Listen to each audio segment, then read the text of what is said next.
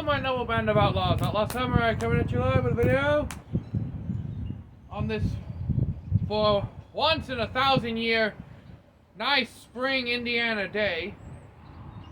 We're going to do the video on the Master Force machete. Now, in the unboxing video, we already saw that the edge is sharp and that the saw actually has the zigzag canting pattern that you want. Behind me, I have a 6x6 or something. It's a huge ass thick piece of wood. Regardless. Now, some of you may be wondering, Outlaw Samurai, why are you using a machete against this treated slab of wood? And to be quite simple with you, treated processed wood is stronger than natural wood because of the processes that it goes through. So what this machete does to this piece of wood, we generally have to double the results by 2, and that's what I believe it would do to non-seasoned, non-hardened green wood, which it would usually go up against. So I'm going to borrow the Tactical Show's 10 chop test, and since I'm using my small tripod, I'll be able to pick the phone up and bring it over and show you the results. So, without further ado, don't, and probably shouldn't, let's get started. 3, 2, 1. Okay. Oh, and shout out to Karl who wanted me to do a test of this before he bought one from your local Menards. Now, I know you may be saying, oh, this is because he struck the edge of the wood, and yes, but in my defense, you'll be striking a round object, so it's pretty much the same thing. And we can see that it went a fair bit into the wood. I'd say almost maybe an inch into the wood.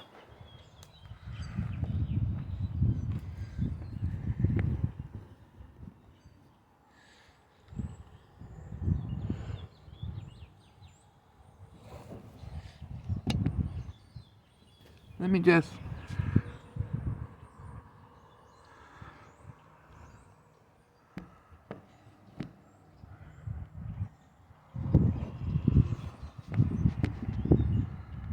Sorry about this, I'm trying to get this as close as I can. So that was the first chop. We have 9 more to go. 2, 3, 4, 5, 6, 7, 8, 9, 10. Now,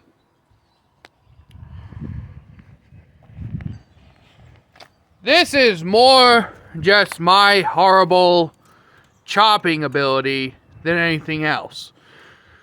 But the fact that it did that much damage, I'd find to still be impressive.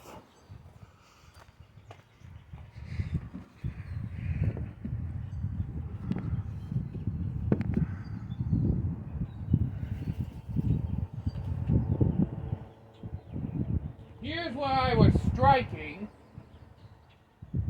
and it's still sharp. So we're going to move down and do another 10 chop test. Hopefully this time with better accuracy. 3, 2, 1.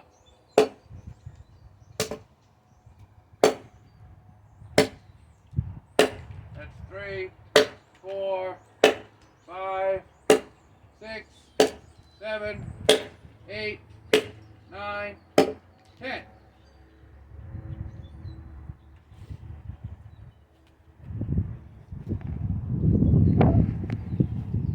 Now, I know you were probably expecting me to test this on water bottles and such. Well, I don't have any right now. Dump truck goes rolling by. But as we can see, here, compared to here, this is the result you get when you're actually accurate.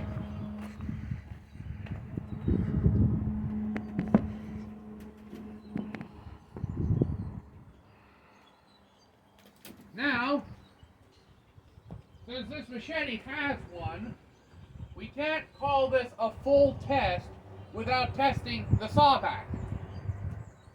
So, I'll do it for the count of 30 seconds. So 3, 2, 1. Oops, didn't want to start. 3, 2, 1. Oh, this is a pull saw. This likes to cut on the pull. 1, 2, 3, 4, 5, 6, 7, 8, 9, 10, 11, 12, 13, 14, 15, 16, 17, 18, 19, 20, 21, 22, 23. Ow, ow, ow, ow. Ow. Fell on my foot. Fell on my footsies.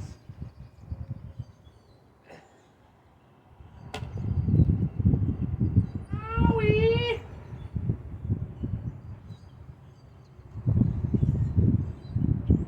In hindsight, I should have worn boots.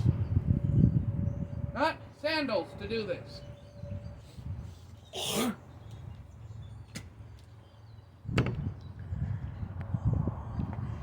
But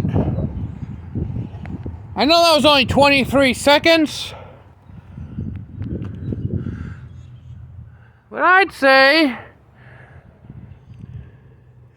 in 23 seconds, that's the widest part of the machete, it dug in pretty good. About as well as most hand saws, really. The blade, the saw teeth are still in good alignment. Blade is still as straight as when I bought it. Still has its slight curve to the right.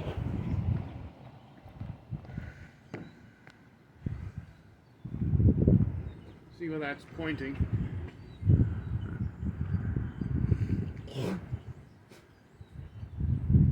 So,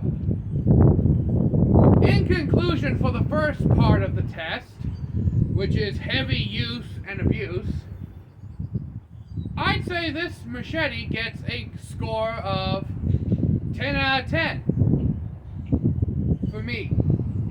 Master Force machete from your local Menards is definitely a very good product to have, whether you're just clearing brush or bushcrafting, for my opinion. Now, I'm not saying you're going to be able to do like precision carving or anything, but still, it is a very good tool for what it's made for. Also, we will be doing thinner brush as well, like some of these vines that are coming off of this tree. I can't say for certain how good this is because I haven't cut any lighter targets with it. I have to cut heavy and light targets in order to fully justify its purchasing. So, without further ado, don'ts and probably shouldn'ts, let's get straight to it.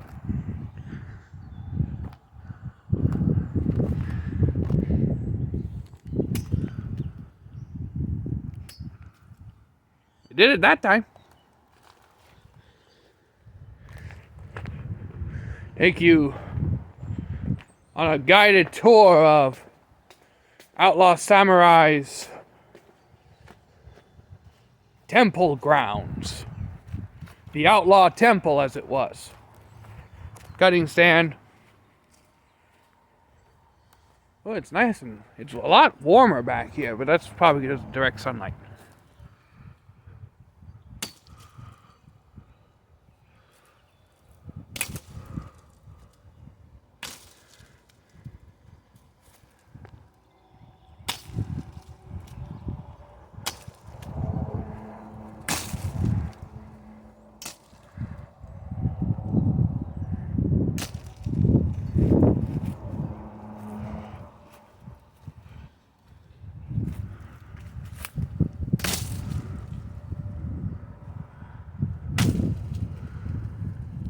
It's doing the job of what you would buy a machete to do.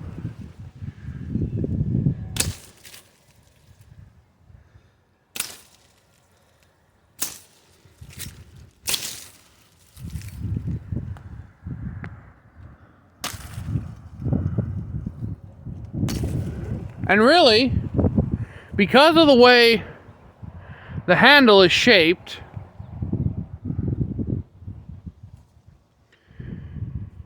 it allows you to have very good edge alignment. And this swell here at the bottom likes to dig into the meat of your hand and really give you added grip. Now, I don't think that this will be a pleasurable experience for anyone, really, in long-term use, because it already feels a bit uncomfortable. Personally, it does absorb and mitigate the shock incredibly well. I haven't felt any real shock since using this, but I would suggest wrapping the grip in black electrical tape or doing something to mitigate the rubber, because it does feel very hard. Like,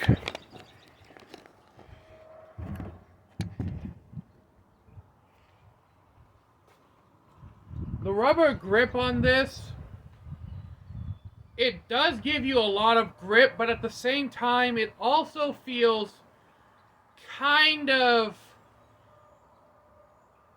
abrasive in a way, where it really likes to dig into the flesh of your hand. Now, it does have a palm swell here in the middle. Thins out, gets thick, and then thins back up a little bit. That palm swell, this was designed to be used long term all day, either with or without gloves. Preferably you would use gloves in most situations where you're using a machete, but since I'm not, I can feel the abrasiveness of the rubber more. I just thought I should add that in. I'll do a review of this after I get inside with more conclusive thoughts. But until next time, my noble band of outlaws, Outlaw Samurai tells all y'all, be crazy rednecks, be safe in using your weapons, and again, Karl Ruger, if you want my opinion as of right now, definitely very well worth the $24, $25 you're going to be paying for this at your local Menards. So I'm out. Peace.